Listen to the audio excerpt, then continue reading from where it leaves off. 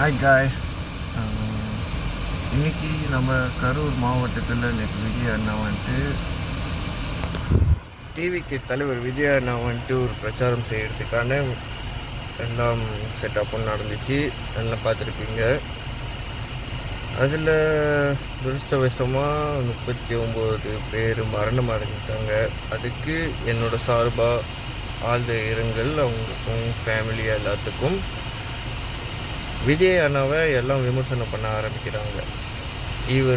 இவர்னால தான் வந்துட்டு இந்த மாதிரி நடந்துச்சு, இவர்னால தான் அப்படி ஆச்சு, இவர்னால தான் இப்படி போச்சு, அப்படி இப்படின்னு. அவரையும் வந்து பார்க்கல, இவரையும் வந்து செய்யலை, இது பண்ணல, அது பண்ணல.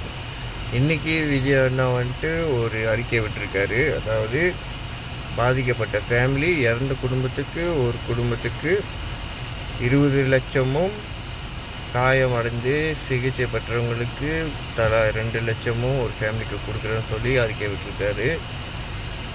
ஒரு மனுஷனா நீங்களாக இருந்தால் யோசிச்சு பாருங்கள்.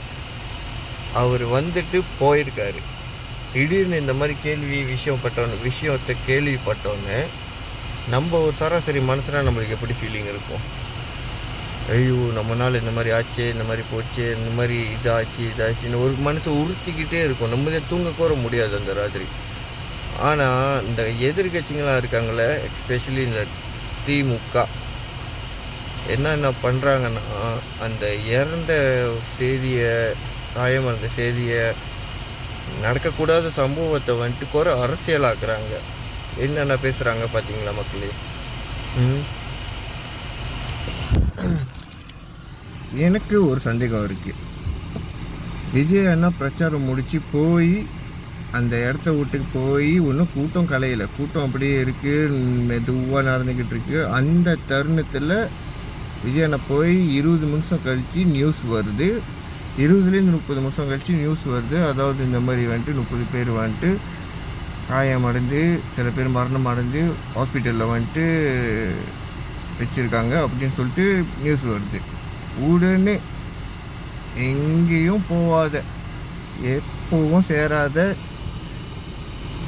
இந்த அமைச்சர்கள் இருக்காங்க இல்லையா, அதாவது நம்ம செந்தில் பாலாஜி அவர்களும் அன்பில் மகேஷ் அவர்களும் திடீர்னு எப்படி அந்த இடத்துக்கு திடீர்னு வர முடியும்? யோசிச்சு பாருங்கள் நீங்களே.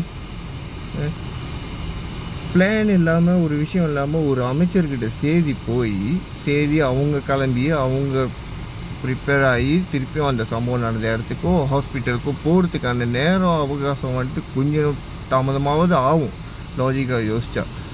ஆனால் நடந்த சில நொடிகள்லேயே 2 அமைச்சரும் அங்கே இருக்காங்க. அது எப்படி யோசிக்கணும், நம்ம யோசிக்கணும். அனாவசியமாக வந்துட்டு விஜய் அண்ணா மேலே வந்துட்டு இந்த பழி அந்த பழி போட்டு அவர் மேலே செருப்பு விட்டு அடித்து பிரச்சாரம் பண்ணும்போது லாம்பு ஆஃப் பண்ணி, லைட்டெல்லாம் அப்பப்போ ஆஃப் பண்ணி ஆஃப் பண்ணி இந்த மாதிரி செய்கிறது ரொம்ப தவறான செயல். விஜய் அண்ணாவை விமர்சனம் பண்ணுற எல்லாருக்கும் என்னோட கண்டனையை தெரிவிச்சுக்கிறேன். விஜய் அண்ணாவுக்கு ஒரு கோரிக்கை, முடிஞ்ச அளவுக்கு ஒரு வீடியோவோ இல்லை ஒரு லைவ் வீடியோவோ மக்களுக்காக பேசுங்க. இறந்தே போன அந்த குடும்பத்தானுக்கு பேசுங்க. இல்லைன்னா நேரில் போய் பாருங்கள். எல்லாம் ஓஞ்சதுக்கப்புறம் இப்போ போனீங்கன்னா அது பெரிய பிரச்சனையாகவும் தெரியும். அது மனித இயல்பு இல்லையா? எல்லாத்துக்கும் அப்படி தான். நல்லா யோசித்து சிந்திச்சு பாருங்கள். அடுத்த வர பிரச்சாரத்தில் இன்னும் சேஃப்டியை வந்துட்டு இன்னும் கொஞ்சம் பலப்படுத்திட்டு முடிஞ்ச அளவுக்கு கூட்டத்தை கம்மிப்படுத்திடுங்க. நம்மளுக்கு ஓட்டு போடுறாங்க, நம்மளுக்கு தான் ஓட்டு போடுவாங்கண்ணா. நம்ம கவலைப்பட தேவையில்லை. இவங்களுக்கெல்லாம் ப்ரூஃப் பண்ணணுன்னு அவசியமும் இல்லை. இந்த கேடு கட்டுங்களுக்கு உனக்கு என்ன கூட்டம் தான்டா கூடுது, உன் கூட்டத்தை வச்சு அவனை முடிக்கிறேன் மாதிரி இல்லை இருக்குது இந்த சம்பவம். என்ன தான் துயரமான சம்பவமாகவும் இருந்தாலும் அதில் அவங்க வந்துட்டு அவங்க ஒரு அட்வான்டேஜ் எடுத்துக்கிட்டாங்க. செய்யப்பட்டிருக்க அந்த அட்வான்டேஜ் தானாக நடந்துச்சா இல்லை அது செய்யப்பட்டுச்சா, நம்ம டிவிகே வாரியர்ஸ் எல்லோரும் சேர்ந்து ஒரு காணொலியும் ஜூம் இன் ஜூம் அவுட்டு ஏதாவது பண்ணி மக்களுக்கு அந்த சம்பவத்துக்கு நடந்த தூண்டுதல் யார் உருவாக்குனாங்களோ அவங்கள பிடிக்கணும். இது என்னோடய தாழ்மையான வேண்டுகோள். இது வரைக்கும் நான் யாரும் வீடியோ போட்டதும் இல்லை, வீடியோ பார்த்ததும் இல்லை. எவ்வளோ பேர்த்துக்கு போய் சேரணுன்னு கூட தெரியாது. என்னால் முடிஞ்ச அளவுக்கு என் மனசில் இருந்த தாபத்தை நான் இப்படி வீடியோ மூலிமா காட்டிட்டேன். ஓகேவா? ஏதாவது தவறாக பேசியிருந்தால் மன்னிச்சிக்கோங்க. ஒரு வேளை இந்த பிரச்சனைக்கு பின்னாடி திமுகன்னு ஒரு ஆட்சி இருந்துச்சுன்னா, அண்ணா உங்களுக்கு ஒரு கோரிக்கைண்ணா, விஜய் அண்ணா, ஆட்சிக்கு வந்ததுக்கப்புறம் ஒருத்தரையும் விடாதீங்கண்ணா, நோண்டி எடுங்கண்ணா, A to Z.